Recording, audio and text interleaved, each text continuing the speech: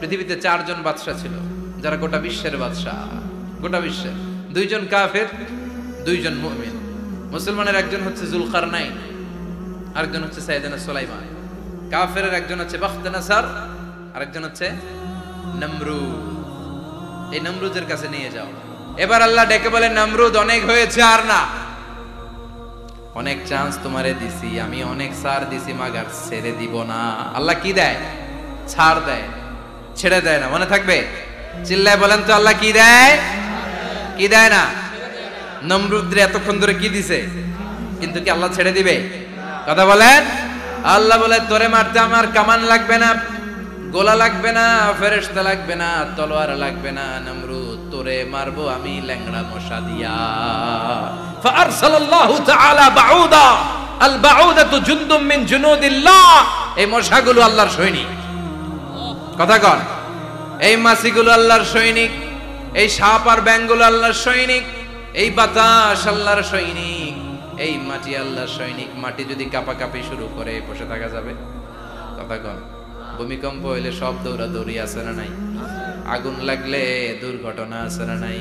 বাতাস যদি 70 থেকে 80 কিলোমিটার বেগে ছুটে আসে, দুর্ঘটনা আছে না নাই? ফারসালাল্লাহু বাউদা, আল্লাহ একটা ল্যাংড়া মশা পাঠালেন। এই ল্যাংড়া মশা নাকের ভিতর দিয়ে ঢুকে মস্তিষ্কের মাঝখানে যে কামড়াতে শুরু করেছে। মশার কামড় খাইছেন না আপনারা? শীতকালে যখন আমরা কম্বল মোড়া দিয়ে ঘুমাই, কানের সামনে যখন পন পন শুরু করে, কেমন লাগে? কি বিরক্তি লাগে না? আবার ছেড়ে টেরে আবার শুই, আবার পন পন। তো পন পনের আওয়াজই আমাকে সহ্য হয় না। ওই মশা নাকি দিয়ে ঢুকে দিকে কামড়া, ওই বেড়ার কেমন লাগে? কথা কন। নাকের ভিতর দিয়ে মশা ঢুকে ভিতরে কুটকুট কুটকুট করে কামড় মারে। এই কামড় খাইয়া নমরুদ এবার নাচানাচি শুরু করছে। I M A disco dancer. Or dance দেখে সবাই হাসে, একেবারে I M A disco dancer. Or dance দেখে সবাই অবাক। ঘটনা কি? খোদাই লাফায়। এতদিন ধরে সবাই নমরুদরে পূজা করতো আর বলতো নমরুদ সবচেয়ে বড় খোদা, নমরুদ সবচেয়ে। এখন খোদা কি করে? ড্যান্স দেয়। চিল্লা এখন কি দেয়? এবার নমরুদ বাঁচার জন্য মাথার মধ্যে আঘাত করে, কিন্তু মশা বের হয় না। চিল্লায় আওয়াজ করে উত্তরে বলেন, মশা ঢুকছে কার অর্ডারে? এই মশা বেরোবেও কার অর্ডারে? মাথার মধ্যে আঘাত করে ঘুষি মারে, কিল মারে, কিন্তু মশা বের হয় না। এবার আশেপাশের যারা আছে খাদেম খুদ্দাম কয়, তোরাও ঘুষি মার। খাদেম খুদ্দাম মনে মনে কয়, আজীবন অনেক মারছস, আজকে আমরা মারুম। সুযোগ পায়া কিলের উপর কিল আর ঘুষি। আজীবন অনেক কাজ করাইছস আমাদেরকে দিয়ে, অনেক জুলুম করেছিস, আজকে সুযোগ পাইছে মতো মাইরা লই। খাদেম খুদ্দাম ওরাও কিল ঘুষি। ঘুষাইতে ঘুষাইতে চেহারার মানচিত্র পাল্টাই দিছে, মাগার মশা বের হয় না। এই মশা ঢুকছে কারা দেশে? কথা কন। এই মশাটা যদি বেরোতে হয়, অর্ডার লাগবে একজনের। চিৎকার করে বলেন, তিনি কে? নিজেও মারে, বেরোয় না। খাদেম খুদ্দামরা মাথার মধ্যে কিল ঘুষি মারে, বেরোয় না। নমরুদ কয়, এবার আমারে জুতা মার। কি মার? আমরা পরি প্লাস্টিকের জুতা, বাটার জুতা, অ্যাপেক্সের জুতা। আগে পড়তো খরমের জুতা। খরমের জুতা বানাই কি দিয়া? কথা কন। এবার কাঠের জুতা দিয়ে খাদেম খুদ্দামরা মাথার মধ্যে বাড়ি। পিটাইতে পিটাইতে মাথাটাকে ফাটিয়ে রক্তাক্ত করে জমিনের মধ্যে নমরুদরে শুইয়ে দিয়েছে। আর আল্লাহ সৈনিক সেই বাউদা মশা নাকের ভেতর থেকে শূন্যে উড়াল মেরেছে। চিল্লায় পড়েন আল্লাহু আকবার। তার মানে এত শক্তিশালী হয়েও, গোটা বিশ্বের রাজা হয়েও নমরুদের ক্ষমতা নমরুদরে বাঁচাতে পারে নাই। চিল্লায় পড়েন ঠিক কিনা? এজন্য ক্ষমতা কাউরে বাঁচাতে পারে না, দাপট কাউরে বাঁচাতে পারে না, অহংকার কাউরে বাঁচাতে পারে না, সৈন্যবাহিনী কাউরে বাঁচাতে পারে না। বাঁচাতে পারে একজন। চিৎকার করে বলতে হবে, তিনি কে? পৃথিবীতে কেউ তো স্থায়ী হয় না, হোক না সে ফেরাউন কিবা নমরুদ। কেউ ভাবে চিরদিন রয় না, কেউ ভাবে চিরকাল রয় না।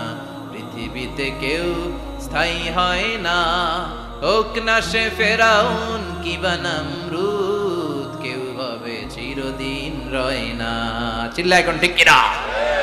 সাইয়েদনা ইব্রাহিমের সবগুলো কথা কোথায় কি ডায়ালগ মারলেন, আল্লাহর কাছে এত ভালো লেগেছে।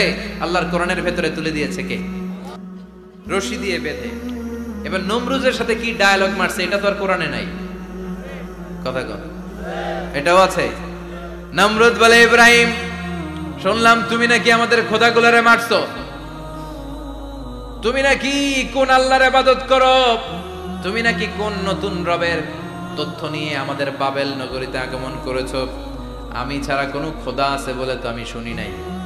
এই বাবেল নগরীতে আমি ছাড়া কোনো খোদা আছে আজকে নতুন শুনলাম। কে তোমার খোদা, কি তার পাওয়া? এবার ডায়ালগ মারা শুরু করলেন সাইয়েদনা ইব্রাহিম। সাইয়েদনা ইব্রাহিম বললেন, রব্বি আল্লাযী ইউহয়ী ওয়া ইউমীত, আমার রব এমন রব যিনি জীবন দেয় আবার মরণও দেয়। প্রথমটারে দিলাম মরণ, পরেরটারে দিলাম জীবন। তোমার রব যে যেরকম করে জীবন দেয় আর মৃত্যু দেয়, আমিও জীবন দেই, আমিও মৃত্যু দেই। চিল্লায় পড়েন নাউযুবিল্লাহ। সাইয়েদনা ইব্রাহিম বিপদে পড়ে গেলেন। তাই তো, আসলেই তো প্রথম লোকটারে মৃত্যু দিল, দেয় নাই? কথা কন, ছুরি মেরে রক্ত বের করে ওর মৃত্যু দেয় নাই? পরের লোকটারও একই ভাবে মৃত্যু দিতে যে সেখান থেকে বাঁচিয়ে জীবন দিল। ভেজাল আছে না নাই? এবার সাইয়েদনা ইব্রাহিম বলে, ফাইন্নাল্লাহা ইয়াতি বিশ-শামসি মিনাল মাশরিকি ফাতি বিহা মিনাল মাগরিবি ফাবুহিতাল্লাযী কাফার। সাইয়েদনা ইব্রাহিম বললেন, বুঝলাম তুমি আমার আল্লাহর মতো জীবন দাও, বুঝলাম তুমি আমার আল্লাহর মতো মরণ দাও, কিন্তু নমরুদ খেয়াল করে শোনো, আমার আল্লাহ প্রতিদিন সকাল বেলায় পূব আকাশ থেকে জল জলে সূর্যটা উঠায়। তোমার যদি এরকম কোন ক্ষমতা থাকে, তুমি আগামীকাল সকাল থেকে পূর্ব দিক থেকে সূর্য না উঠিয়ে পশ্চিম দিক থেকে সূর্যটা উঠাও। ফাবুহিতাল্লাযী কাফার। এবার ধরা খাইছে, এবার জায়গার মধ্যে ধরা, একেবারে স্টপ, লা জবাব। নমরুদের মুখে কোনো জবাব নাই। এবার নমরুদের মেজাজ নরম নাকি গরম? কথা কয়। গরম মেজাজ নিয়ে কয়, হাররিকু, এটারে আগুনে জ্বালা, এটারে আগুনে ফেল। নমরুদ বুঝে নাই যে আগুনের মালিক কে। বিশাল আগুনের কুণ্ডলি পাকিয়ে সাইয়েদনা ইব্রাহিমকে আগুনের মধ্যে ফেলে দেয়া হলো। হাতের মধ্যে রশি, পায়ের মধ্যে রশি, সারা দেহের মধ্যে রশি পেঁচিয়ে আগুনের কুণ্ডলিতে ফেলে দেয়া হলো। মুহূর্তের মধ্যে আগুনের প্রজ্বলন শক্তি ওই রশিগুলোকে জ্বালিয়ে পুড়িয়ে সারখার করে দেয়, কিন্তু সাইয়েদনা ইব্রাহিমের দেহের একটা পশমও জ্বালায় না। যে রশি দিয়ে টাইট করে বাঁধছে, ওনার দেহের সাথে লাগানো অ্যাটাচ করা রশি, ওই রশি জ্বলে যায়, কিন্তু সাইয়েদনা ইব্রাহিমের পশম জ্বলে না। চিল্লায় পড়েন আল্লাহু আকবার। আজো যদি তোমাদের মাঝে কেউ ইব্রাহিমের মতো ঈমান আনিতে পারো, অগ্নিকেও পুষ্প বলে পরিণত করিতে পারো, ঠিক কি না? মুসার মতো ঈমান হলে রাস্তা হবে সাগর জলে, ইউসুফের মতো ঈমান হলে একে একে দরজা খোলে। সাইয়েদনা ইব্রাহিমের মতন ঈমান যদি আজ থাকে বিদ্যমান, অগ্নিকুণ্ডে দেখতে পাবে খুবসুরতে ফুলবাগান, ঠিক কি না? ওই ঈমানটা দরকার। ওই ঈমান যদি ঈমানের মতো হয়, আগুনের কুণ্ডলকে ফুলবাগান বানিয়ে দিবে কে? সাইয়েদনা ইব্রাহিম বসে রইলেন। নমরুদ কয়, আরো আগুন জ্বালা, এলাকার বড় বড় গাছগুলো, তক্তাগুলো কেটে আগুনের কুণ্ডলিতে ফেল।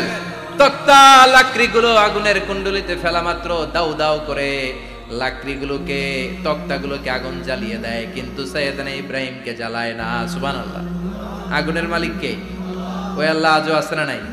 তিনি আগুনরে অর্ডার করলেন, সৃষ্টির শুরু থেকে তোকে একটা ধর্ম দিয়েছি, সব জ্বালিয়ে দেয়া, পুড়িয়ে দেয়া, আজকে কয়েকদিনের জন্য তোর ধর্মটাকে আমি স্টপ করে দিলাম। চিল্লায় পড়েন আল্লাহু আকবার। কুলনা ইয়া নারু কুনি বারদান ওয়া সালামান আলা ইব্রাহিম। আল্লাহ বললেন, আগুন খবরদার, আমার ইব্রাহিমের গায়ের যেন পশম না পুড়ে যায়, কারণ ইব্রাহিমের সন্তান হবে ইসমাইল, আর ওই ইসমাইলের বংশে আমি পাঠাবো আখিরি জামানার পয়গাম্বর। ইব্রাহিমের জন্য কিছু না হয়, কুনি বারদা, ঠান্ডা হয়ে যা। কি হয়ে যা? কিন্তু এত বেশি ঠান্ডা হবি না যাতে ইব্রাহিমের সর্দি না লেগে যায়। সুবহানাল্লাহ। আগুন বলে, আপনি বললেন কুনি বারদা, ঠান্ডা হ, আবার কোন এত ঠান্ডা হবি না যাতে সর্দি না লাগে। কেমন ঠান্ডা হবো? আল্লাহ বললেন, সালামান আলা ইব্রাহিম, সালাম হয়ে যা, শান্তির গুলবাগিচা হয়ে যা, এয়ার কন্ডিশন নাতিশীতোষ্ণ হয়ে যা। চিল্লায় পড়েন আল্লাহু আকবার। 40 দিন ছিলেন এই আগুনের কুণ্ডলিতে, কিচ্ছু হয় না। সুবহানাল্লাহ পড়বেন না? শেষ জীবনে উনি ওনার নাতিপুতিদের সাথে গল্পের সময় বলতেন যে আমার জীবনে সবচেয়ে আরামদায়ক সময় কাটিয়েছি আমি ইব্রাহিমের আগুনের, নমরুদের আগুনের কুণ্ডুলির ভেতরে থেকে। চিল্লায় এখন সুবহানাল্লাহ। তার মানে পুরো আগুনের কুণ্ডুলির গুলবাগিচা বানিয়ে দিয়েছে কে? ওনার জীবনের শ্রেষ্ঠ সময় নাকি এটা, সবচেয়ে আরামসে নাকি কাটিয়েছে এই আগুনের কুণ্ডুলির ভেতরে। চিল্লায় পড়েন আল্লাহু আকবার। আবার তিনি যতগুলো দোয়া জীবনে করেছেন সব কবুল করেছে কে? তিনি দোয়া করলেন রাব্বি জাআলনি মুকিমাস সালাতি ওয়া মিন যুররিয়াতি রাব্বানা ওয়া তাকাব্বাল দুআ। হে নামাজি আমার ঘরে নামাজ পড়ো আজ, দিলে মে তোমার চরণ তলে হৃদয় যায় নামাজ। হে নামাজি আমার ঘরে নামাজ পড়ো আজ, দিলে মে তোমার চরণ তলে হৃদয় যায় নামাজ। আল্লাহু আকবার পড়েন। তিনি দোয়া করলেন আল্লাহ রাব্বি জাআলনি মুকিমাস সালাহ, আল্লাহ আপনি আমার নামাজ কায়েমকারী বানান। কি কায়েমকারী? তার মানে নামাজ পড়লে সবাই মিলে পড়তে হবে, ঠিক কি না? নামাজ কায়েমকারী বানান। আমার সন্তান ইসমাইলের নামাজ কায়েমকারী বানান। আমার দোয়াটা কবুল করেন। কবুল করে নিল কে? আবার বললেন আল্লাহ মক্কার নিরাপদ বানান। কবুল করলো কে? আবার বললেন ওয়াবা'আস ফীহিম রাসূলা, আল্লাহ এই শহরে একজন নবী পাঠান। কবুল করলো কে? যত দোয়া করছে সব কবুল করে নিল কে? এজন্য সাইয়েদনা ইব্রাহিমের জীবনী থেকে কি কি শিক্ষা গুনতে শুরু করেন। নাম্বার 1 আল জিহাদু দিদ্দা শিরক। ওনার জীবন থেকে প্রথম শিক্ষা হচ্ছে শিরকের বিরুদ্ধে জিহাদ। মুমিনের জীবনে জিহাদ চলবে কিসের বিরুদ্ধে? উনি মূর্তির সাথে আপোষ করে নাই, গাছের সাথে আপোষ করে নাই, মাছের সাথে আপোষ করে নাই, ধ্রুবতারা চাঁদ সূর্যের সাথে আপোষ করে নাই। উনি এক আল্লাহকে খুঁজে পেয়েছে। চিল্লায় বলেন ঠিক কি না? আল্লাহ সব গুনাহ ক্ষমা করে, শিরকের গুনাহ ক্ষমা করে। 2 নাম্বার শিক্ষা হচ্ছে সত্যকে অন্বেষণ করতে হবে। ওইটা আমার বাবার বিরুদ্ধে যাক, ওইটা আমার দাদার বিরুদ্ধে যাক, ওইটা আমার দলের বিরুদ্ধে যাক, ওইটা আমার মতের বিরুদ্ধে যাক, সত্য যেখানে আমিও সেখানে। চিল্লায় এখন ঠিক কি না? এটা হচ্ছে সাইয়েদনা ইব্রাহিম আলাইহিস সালামের ঈমানের স্পিরিট। শিরকের বিরুদ্ধে মুমিন জিহাদ করবে। সত্য যেখানে আছে মুমিন তালাশ করে সেটাকে ছিনিয়ে আনবে। সাইয়েদনা ইব্রাহিমের জীবনী থেকে 3 নাম্বার শিক্ষা হচ্ছে ভিশনারি অ্যাটিটিউডের হতে হবে মুমিনের। আমরা খালি 10 বছরের হিসাব করি, 20 বছর, 50 বছর। ইহুদিরা হিসাব করে 200 বছরের। কোনো কাজ করার আগে 200 বছর পরে কি হইতে পারে ওইটা হিসাব করে। সাইয়েদনা ইব্রাহিম এরকম ভিশনারি ছিলেন। এজন্য দোয়া করেছেন রব্বানা ওয়াবা'আস ফীহিম রাসূলা। আল্লাহ যদিও ধুধু প্রান্তর জনমানব হীন একটা এলাকা, আপনি এলাকায় এমন একজন নবী পাঠান যেই নবীর আঁচলের নিচে গোটা বিশ্বটা একত্রিত হয়ে যাবে। কবুল করলেন কে? কি ভিশন দেখছেন, কি ভিশনারি অ্যাটিটিউড। তিনি তখন থেকেই বিশ্বনবীকে দেখতে পেয়েছিলেন। এজন্য ভিশনারি অ্যাটিটিউডের হন, স্বপ্নবাজ হন। স্বপ্ন সেটা না যেটা মানুষ ঘুমিয়ে ঘুমিয়ে দেখে, স্বপ্ন সেটা যেটা অর্জনের আকাঙ্ক্ষা মানুষকে ঘুমাতে দেয় না। এটা ছিলেন সাইয়েদনা ইব্রাহিম, ভিশনারি অ্যাটিটিউডের ছিলেন। 4 নাম্বার শিক্ষা যোগ্য প্রজন্ম তৈরি করে যাওয়া। উনি কি প্রজন্ম তৈরি করছে দেখেন। প্রথম ছেলে ইসমাইল, দ্বিতীয় ছেলে ইসহাক। ইসহাকের চ্যানেলে বনি ইসরাইলের সব নবীরা আসলো, আর এই চ্যানেলে বিশ্ব নবী আসলো। তার মানে বাপকা বেটা সিপাহিকা ঘোড়া। প্রজন্ম তৈরির দরকার আছে না নাই? শিরকের বিরুদ্ধে লড়াইয়ের দরকার আছে না নাই? আর নবীদেরকে মডেল হিসেবে মানার দরকার আছে না নাই? আমাদের মডেল কি কবিরা না নবীরা? নায়করা না নবীরা? নেতা নেত্রীরা না নবীরা? আমরা যেন নবীদেরকে মডেল হিসেবে মেনে জান্নাতে উপযুক্ত হতে পারে। আল্লাহ তুমি তৌফিক দান করো। আরো জোরে পড়ি আমিন। যতগুলো কথা বলেছি কোরআন সুন্নাহর আলোকে বলেছি, বানিয়ে কিছু বলি নাই। তারপরেও আমার মনের অজান্তে কোনো মিস ইনফরমেশন যদি আমার মুখ পড়তেছেন কেন? এটা কোন বেদাত চালু করছেন আপনারা? হ্যাঁ, এটা খুব বড় বেয়াদবি। বসেন বসেন। 2 ঘন্টা যার সামনে লেকচার শুনলেন, এর পিঠ দিয়ে চলে যায়। এগুলো পাইছেন কোথায় আপনারা? কারো আলোচনার সময় এগুলো করবেন, একসাথে বিদায় নেবেন। কথা বলেন। আপনি এখানে কোরআনের দার্সে এসেছেন, কোরআন থেকে দার্স হয়েছে, আপনি হৃদয়টারে আলোকিত করেছেন, আপনি ভদ্রভাবে একসাথে বিদায় নেবেন। যদি ঘোষণা আসে সেন্ট্রালি যে আমরা বিদায় নিচ্ছি, বিদায় নেবেন। যদি ঘোষণা আছে দোয়া নিয়ে বিদায় নেবেন। বক্তা আলোচনা শেষ না করতেই ওঠা বসা, এটা থেকে শিখেছেন, ঠিক না? এই অ্যাটিটিউড পাল্টান। সাইয়েদনা ইব্রাহিমের সৈনিক যারা, এরা এরকম হতে পারে? বিশ্বনবীর উম্মত যারা, তারা এরকম করতে পারে? আল আদাবু ফাওকা কুল্লি শাই, ভদ্রতা সবকিছুর উপরে, ভদ্রতা সবকিছুর উপরে। আমরা যেন মুআদ্দাব হই, আদব বলা হই। আল্লাহ তুমি আমাদেরকে বোঝার তৌফিক দান করো। নবীরা যে শিক্ষা, যে উপমা, যে মেসাল আমাদের জন্য রেখে গেলেন, আমরা যেন এগুলো আমল করে জীবনটারে আলোকিত করতে পারি, তৌফিক দান করো। সাইয়েদনা ইব্রাহিমের জীবনী গ্রন্থ ঘরে থাকা চাই। আমি দেদারসে আলোচনা করে যাই না, আমি বাড়ির কাজ দিয়ে যাই। সাইয়েদনা ইব্রাহিমের জীবনীর একটা গ্রন্থ, ওনার বায়োগ্রাফি অফ সাইয়েদনা ইব্রাহিম আলাইহিস সালামের একটা জীবনী গ্রন্থ আমাদের ঘরে থাকার দরকার আছে না নাই? কিনতে রাজি আছেন সবাই? পড়তে রাজি আছেন? নিজে পড়বেন, আলোকিত হবেন, এই ধরনের বই অন্যকে উপহার দিবেন, সমাজটাও আলোকিত হবে, ঠিক কিনা? আল্লাহ আমাদের সবাইকে তুমি বোঝার তৌফিক দান করো। সুবহানাকাল্লাহুম্মা বিহামদিকা আশহাদু আল্লা ইলাহা ইল্লা আনতা আস্তাগফিরুকা ওয়া আতুবু ইলাইক। আল্লাহুম্মা আমিন।